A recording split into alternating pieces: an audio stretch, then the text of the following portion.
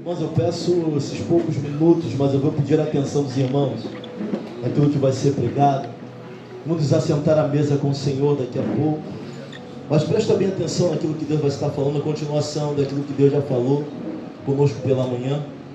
Nós entendemos que o Espírito Santo está encorajando a nossa igreja através da palavra, com poder, com autoridade. Eclesiastes capítulo 11, 4.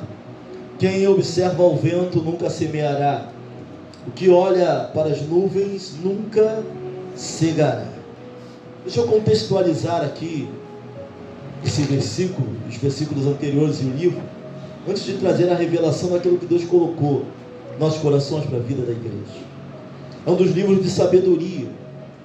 Esse livro vai explorar os problemas e o sentido da vida. Um livro prático, livro de sabedoria, um livro de instrução. Vai explorar as dificuldades, aquilo que nós levamos, aquilo que nós vivemos, as dificuldades que o homem tem em levar a sua vida, a sua realidade. Um livro que vai nos ensinar o aconselhamento. Ele vai usar um termo aqui, não tem como negar isso. Salomão vai usar a palavra semear, o que tem a ver com semeadura, com plantação. Ele vai trazer algo para as nossas vidas em relação a isso. O termo semear significa distribuir sementes sobre, jogar sementes sobre, semear, colocar as sementes sobre a terra. O sentido do termo semear. Cega ou cegar. Alguns mais antigos vão falar é a cega. Lembra até de um louvor que fala é a cega. Ou seja, é a hora da colheita, é a hora de cortar. Ele vai dizer, cega é o ato e efeito de cegar, cega, de ceifar, de cortar as searas da colheita. Então ele está dizendo que aquele que espera uma condição perfeita para regar, ou seja, para semear, aquele que vai esperar uma condição perfeita para colher, nunca vai conseguir nem semear, nem muito menos correr. Sabe, muitas pessoas ficam olhando as circunstâncias em vez de semear. Algumas pessoas ficam olhando se o tempo vai melhorar ou não, se as coisas vão ser favoráveis ou não, para poder semear algo na sua vida, independente da área da vida, independente daquilo que se quer. Algumas pessoas vão esperar um tempo favorável para poder fazer. Eu quero te falar que pode ser que esse tempo favorável nunca chegue. Pode ser que as condições fiquem ainda piores. Então o livro da Sapiência, ele vai estar nos alertando que aquele que fica observando muito tempo o vento, nunca vai jogar a semente sobre, porque pode estar ventando demais, pode estar ventando de menos. O tempo pode não ser favorável para jogarmos a semente. O quadro ao qual nós estamos vivendo pode não ser um quadro favorável para poder fazer a colheita. Mas o fato é que quem olha demais, quem observa demais, quem razoa demais, nunca vai conseguir fazer nada. Nem vai semear e nem vai conseguir colher. Sabe, irmão, nós precisamos ter em Deus a capacidade de aproveitar as oportunidades, de decidir e de agir no momento certo. Não, talvez não no nosso momento certo, mas no tempo exato, em que as coisas possam acontecer para a nossa vida. Mesmo quando as coisas não nos vão bem, mesmo quando nós não conseguimos idealizar um bom momento. Aquele que só fica observando, quando será que vai melhorar para eu fazer? Quando será que vai melhorar para eu me formar? Eu vou esperar isso acontecer, eu vou esperar aquilo outro acontecer, o Diácono Vance, para eu poder cegar, para eu poder colher. Eu vou esperar as coisas melhorarem ao meu modo, porque nós idealizamos uma melhora, mas o fato é que talvez nunca melhore a do teu modo. Então aquele que fica observando as condições, quando fala de observar o vento, trazendo para os nossos dias, sabe, observar as condições, observar a situação, observar o cenário. Aquele que fica perdendo muito tempo observando o cenário, observando o processo, observando aquilo que está à nossa volta, nunca vai semear, nunca vai se lançar, nunca vai fazer nada nada que realmente tenha um significado. Nunca vai. Quer ver um exemplo? As coisas são difíceis. Se você só adora a Deus quando tudo está bom, isso não é adorar o nome do Senhor. Pastor, só vou me lançar quando isso acontecer. Só vou fazer quando meu filho se formar. Só vou começar a fazer a obra quando o emprego aparecer. Nunca vai semear. Estou olhando para o vento. Estou olhando para as circunstâncias. Irmãos, ainda corremos o risco de cair em algo complicado, chamado procrastinação. Pastor, o que é a procrastinação? É o adiamento de uma ação. Sabe que tem que fazer, mas nunca faz. Sabe que tem que colocar no lugar, mas nunca coloca. Sabe tudo que tem que fazer. Já foi dito, já foi falado, já foi pregado. O Espírito Santo já falou no coração, mas não age. Está sempre observando o melhor momento para ele, a melhor forma. Quando o vento vai soprar favorável, para que ele possa fazer algo ou não sobre a sua vida. O problema do procrastinador, irmãos, é que procrastinar resulta em estresse, sensação de culpa, perda de produtividade e no final vergonha. Isso dá voltas contra o procrastinador, aquele que sabe o que tem que fazer, mas não consegue fazer. Sabe que tem que começar um propósito, mas não consegue entrar. Sabe que tem que levar as coisas de Deus mais a sério, mas não consegue levar. Está sempre esperando o vento soprar favorável. Mas quem sabe esse vento favorável não é só na tua mente. Quem sabe é hora de adorar a Deus, e para adorar a Deus não tem tempo favorável ou desfavorável. Porque Deus não é Deus de bom tempo ou de mau tempo. Ele é Deus que traz à existência aquilo que não existe. Ele é o Deus que abre porta onde não tem parede. Ele é poderoso para fazer. Mas tem gente esperando um tempo favorável, pastora Genice, esperando o vento soprar dentro da sua idealização. Idealiza um momento favorável para que possa fazer qualquer tipo de coisa. E esse momento favorável pode nunca chegar na nossa vida. Lucas capítulo 11, versículo 1. Vamos olhar, capítulo 5, versículo 1, versículo 11. Fala da pesca maravilhosa. Já pregamos sobre a pesca maravilhosa. Você já viu muitas mensagens sobre a pesca maravilhosa. Mas o que é importante aqui dizer é que no final de uma noite eles estavam lavando a rede. Lavar a rede significa fim de trabalho. Não pegaram nada. Fim de pescaria. Quando eu trabalhava ali perto do Cefam, ouvi os pescadores à noite fazendo arrastão. Deve ter alguma técnica. Começavam meia-noite jogando a rede. Não sei se é pelo silêncio, pela escuridão, pela pouca movimentação, mas eles começavam a pescar de madrugada, meia-noite, e acabavam por volta de 6 horas da manhã. Eles viam ali com os isopores cheios de peixe, iam vender ali nas redondezas ou para onde eles vendiam. Assim estava Pedro. Pedro era um comerciante, Pedro vivia da pesca, era o comércio, era a atividade. Pedro levava o ganho, o pão para casa dessa maneira, mas durante toda a noite não pegaram nada. Mas naquela manhã quem entra no barco é Jesus. É aquele que muda o tempo, é aquele que muda a condição, é aquele que muda a condição desfavorável para a condição que é favorável. Jesus vai falar para ele: lança. Olha, primeira coisa, faça-se ao mar aberto. Sabe o que é tu voltar sem nada e ter que novamente tirar a âncora e voltar para mar aberto?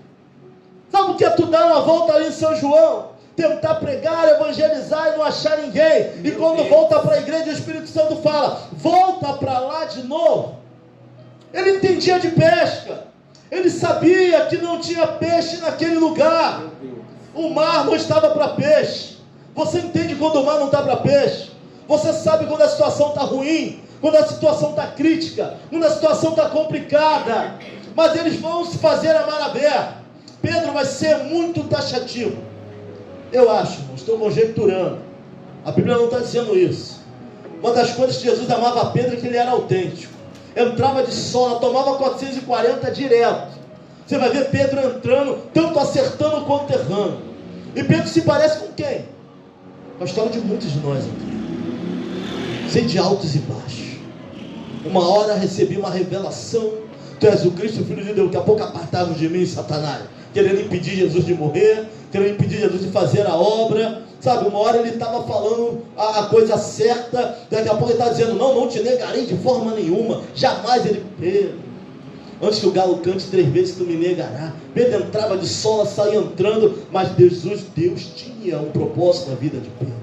Tanto era verdade a luta de Pedro, que Jesus vai falar para ele que o diabo pediu para peneirar, queria peneirá-lo como trigo, a peneira, mas eu roguei ao Pai por ti, Pedro. Sabe, Jesus tanto insistiu em Pedro, como Pedro insistiu em ficar com Cristo. Eu vejo a soberania de Deus, Deus insistindo na sua igreja, Deus insistindo na sua vida, Deus usando pessoas para te alertar, olha, volta, olha, acorda, olha, cadê você? Mas tem que ter responsabilidade. É soberania de Deus, mas responsabilidade do homem, em ouvir a voz, em se inclinar na direção daquilo que Deus quer.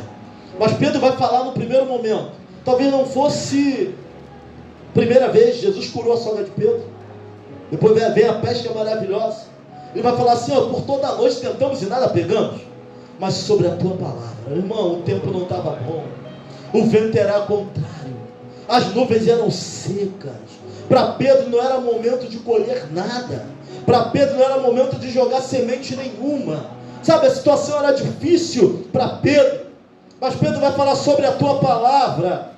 Quantos de nós podem dizer esta noite, Senhor, tu sabe da minha vida, tu sabe do meu ministério, tu sabe do meu casamento, tu sabe da minha vida financeira, mas sobre a tua palavra lançarei as redes.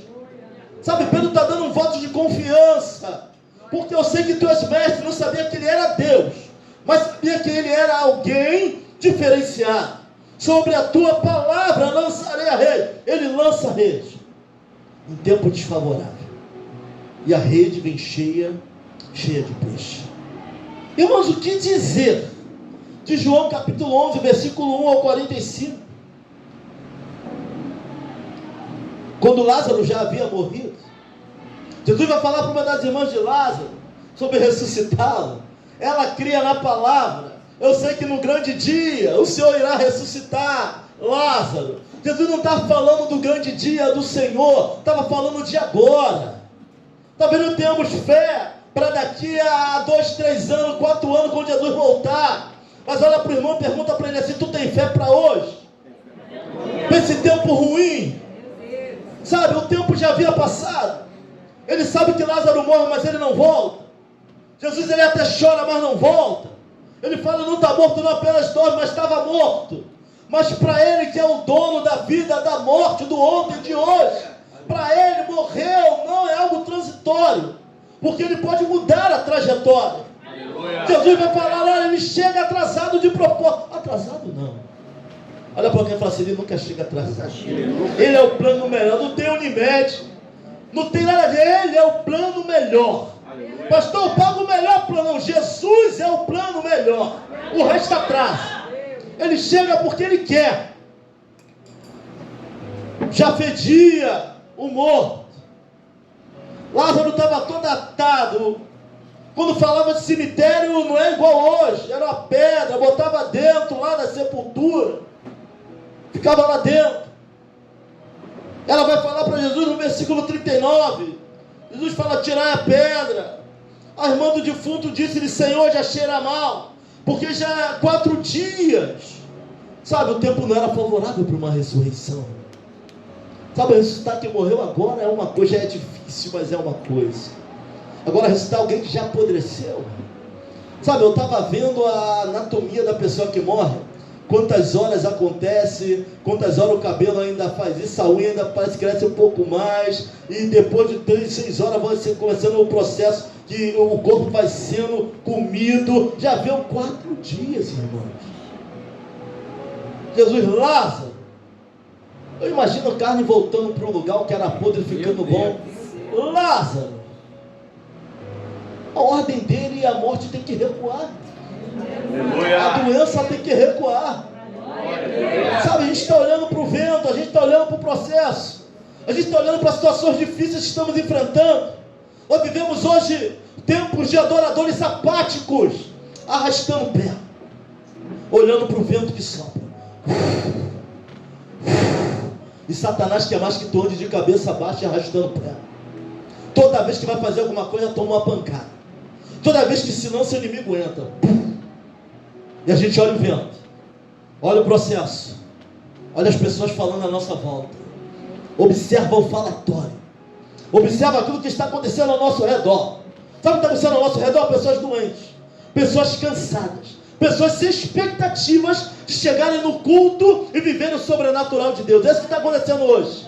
Se a gente ficar olhando para tudo que está acontecendo, você vai ficar igual. Vai ficar igual a essas pessoas. Sabe o que nós temos que fazer? Parar de olhar o vento que está soprando. Igual Pedro, quando começa a andar sobre as águas. Mas diz o quê? Que o vento bate nas ondas, as ondas eram fortes. Ele para de olhar para Jesus e começa a afundar. Estamos afundando. Estamos vivendo situações difíceis. Uma era difícil. Uma era de frieza. Uma era de pouco comprometimento com Deus. Uma era onde se busca muito pouco a presença do Senhor. Mas se olharmos para o vento que sopra, nunca vamos semear. Sabe, para Deus o melhor momento talvez na tua vida seja hoje. Pastor, mas eu estou doente. Mas Ele é o Deus que age na doença e prova que não é você, é Ele na causa. Então o pior tempo para você pode ser o melhor tempo de Deus para a tua vida. E nós estamos passando por guerras e batalhas. Talvez seja o pior tempo, mas talvez seja o melhor tempo para semear. Justamente é nos processos mais difíceis que Deus se revela com poder e autoridade ao nosso favor. Pastor, agora eu estou doente, como é que eu vou pregar? Eu estou doente, como é que eu vou dirigir? Eu estou doente, como é que eu vou estar na frente? Desculpa que a voz vai falhar. Ainda estou nessa tosse ainda. Mas é tempo de semear mesmo tossindo. Aleluia. É tempo de semear mesmo enfermo. É tempo de semear. Ele é Jeová Rafa, Ele é aquele que cura, Ele é aquele que levanta, Ele é aquele que opera. Pastor, mas agora que o meu casamento não está bem, como é que eu vou fazer? Está olhando o processo, está olhando o vento soprando, está olhando para a nuvem, é momento de sequidão. Você olha para a nuvem e parece que não vai chover, parece que nada vai acontecer. Mas se olharmos para isso, nós não vamos romper. A nossa fé não é uma fé natural. Nossa fé não vem de expectativa de cenário. Pode estar tudo ruim à tua volta, eu quero te mandar embora, mas se Deus falou que vai te honrar naquele lugar, Ele vai te honrar naquele lugar. Deus é o Deus que abre a porta, bate soberbo, se necessário for, para provar o quanto Ele está presente na nossa vida. Momentos difíceis requerem crer em Deus. Estamos perdendo a alegria da nossa salvação. Sabe o que Judas vai dizer? E não é Judas Iscariote, mas o Judas depois de terceiro livro de João. Conhece o livro de Judas? Judas, irmão de Tiago? Está na Bíblia. Vamos lá? Depois de Tiago, 1 João, 2 João, 3 João, Judas. Tem um Judas que não traiu, irmão. Tem um Judas que caminhou com Cristo. Olha o que Judas vai dizer. Aleluia. Acharam aí? Amém. Não, misericórdia. Amém. Ô, livrinho que quase ninguém abre. Ô, que passa despercebido. Que eu vou de João direto para Apocalipse e não enxergo Judas. Não é isso? Só 3 capítulos. Um só. Né, pastor? A gente atravessa, cai lá em Apocalipse, cai lá na carta às 7 igrejas, mas não vejo Judas de jeito nenhum, Gabriel. Passa direto pela Bíblia. Judas capítulo 3 vai dizer assim: amados, procurando eu escrever-vos com toda a diligência. Sabe o que é diligência, irmão? É com todo cuidado. Cuidado também. Rapidez. Cuidado, atenção. Com toda a diligência. Acerca da comum salvação. Tive por necessidade de escrever-vos e exortai-vos a batalhar pela fé que uma vez foi dada aos santos. Sabe o que Judas está falando? Nós temos que batalhar pela fé. Sabe o que é batalhar pela fé? É escapar pela tua vida.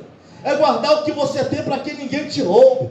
É guardar no coração aquilo que você sabe que é certeza, que é convicção. batalhar pela fé. Vivemos um tempo onde a fé está se esfriando. E é por isso que nós estamos desesperados. Desespero é a falta de fé. Você sabia que até a ansiedade pode ser colocada como falta de fé em determinado período? Porque se eu creio, eu descanso. Se eu sei quem Ele é, eu sei que Ele vai se levantar ao meu favor, então eu fico tranquilo porque estou nos braços do Senhor. Oh, glória! O livro de Judas fala para batalhar pela fé, diácono Wanderson. Batalhar pela fé, você pregar se tiver muito, se tiver pouco, se tiver um. Você prega como se tivesse 5.000. Não faz diferença, é batalhar pela fé. Que um dia que foi dada para a igreja, não é o que nós vamos tomar de alguém. Existe uma fé depositada sobre a igreja da parte de Deus. Existe o chamado dom de fé, não falo de fé natural. Sabe o que é dom de fé, irmãos? E nós precisamos alcançar isso. É o mesmo dom que estava sobre Paulo e Silas. Paulo e Silas na prisão foram açoitados, maltratados. Por volta da meia-noite começaram a cantar um hino. Aleluia. Sabe aquela fé que começa no natural, porque ela é sobrenatural, mas atinge o natural, vai abalando as estruturas daquilo que é físico à nossa volta. Aleluia. Dom de fé. Glória a Deus. Sabe, rompe-se as cadeias. Como alguém machucado canta, irmã Gisele. Como alguém que foi ferido canta, irmão Renato. Como alguém que está machucado, magoado, ferido, injustiçado, consegue cantar. Fé naquele que chamou para essa obra. Aleluia. Judas está falando, temos que batalhar pela fé.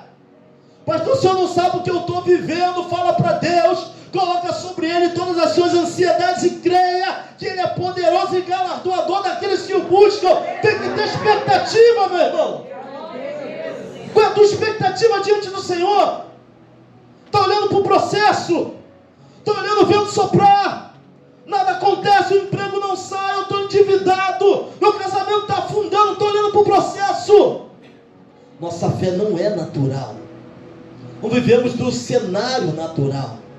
Vivemos daquilo que Deus tem falado, daquilo que a sua palavra nos garante. Aleluia. Sabe, é momento de parar de olhar para o processo.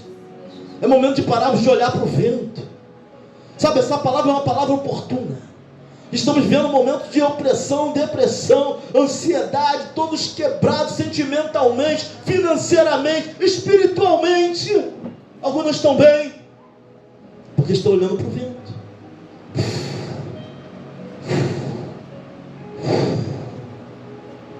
Aquele que nos chamou, Ele é poderoso para fazer. Não importa a situação que você está vivendo. Recebe a palavra profética aqui nessa noite. Não importa a situação que você está vivendo. Para de olhar para o cenário. Começa a olhar para Cristo. Começa a olhar para tudo aquilo que Ele significa e pode realizar na minha e na tua vida. Ele é poderoso para fazer. Fala para essa dor aí, meu Deus é poderoso. Fala para a tua alma, aquieta minha alma. Aquieta, fica quieta aí. Fala para as tuas emoções, fala para o teu sentimento. Fica quieto aí no teu lugar, porque eu ainda o louvarei. Fala para ele, eu ainda o louvarei. Não é o cenário não, Aleluia. Guerreiro, guerreira do Senhor, para de olhar o cenário. Glória. O cenário é de destruição, o cenário é para você retroceder, o cenário é para você não declarar, o cenário é para você parar. Mas Deus está falando que nele nós somos mais que vencedores. Oh, glória! Vamos parar de olhar as circunstâncias. O vento vai estar sempre soprando. Jesus, quando vai para Gadara, o vento sopra. E o que Ele vai usar para repreender o vento é o mesmo que Ele usa para expulsar demônio. O que vai nos mostrar que não era um vento natural. Era um vento para impedir dele chegar do outro lado, porque lá tinha alguém endemoniado que precisava da presença do Senhor na vida dele. Tem vento na nossa vida que não é natural não, irmão. Parece que é, mas não é. Mas vento natural ou não, Ele é o Senhor da natureza, Ele é o Senhor de todas as coisas. A autoridade lhe foi dada nos céus, na terra e embaixo da terra. Aleluia. Quero te convidar nesta noite a te convidar a parar de olhar o cenário natural, te convidar a começar a orar conosco, para que o sobrenatural se abra diante de nós. Existe uma janela nos céus e ninguém pode fechar, porque aquele que abriu, só Ele pode fechar essa janela. Eis que é chegado o reino de Deus. Vivemos uma tensão do já e do ainda não. O reino já chegou, mas ainda não se completou toda a obra. Mas há uma janela, há um link. E tudo aquilo que ligares na terra será ligado nos céus. Existe uma chave. Essa chave são os evangelhos. Ele vai falar para Pedro: colocarei as chaves em tuas mãos. A palavra, o evangelho.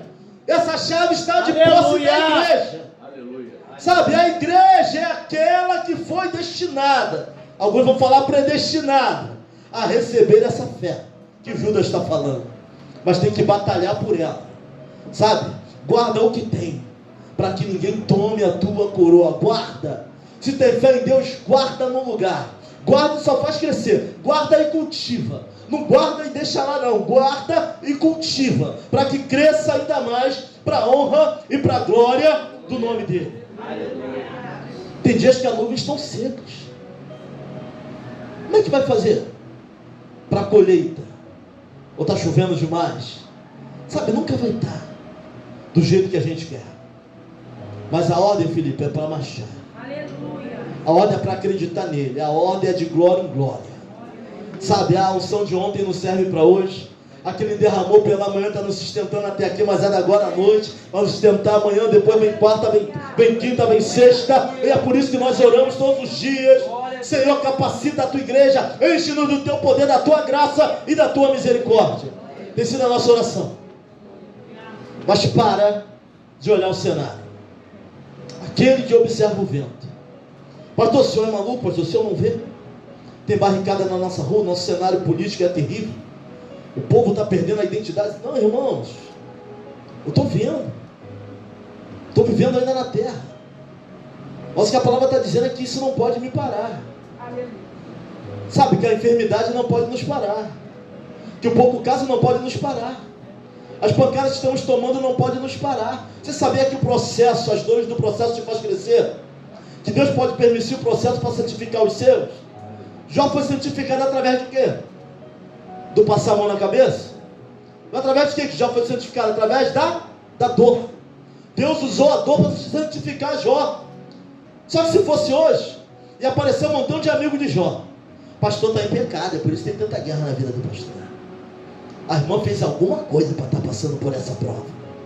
Ah, o diácono Léo fez alguma coisa, a Valquíria deve ter feito alguma coisa, porque a prova é grande, está no erro, está faltando fazer alguma coisa para Deus. E se for simplesmente a vontade dele?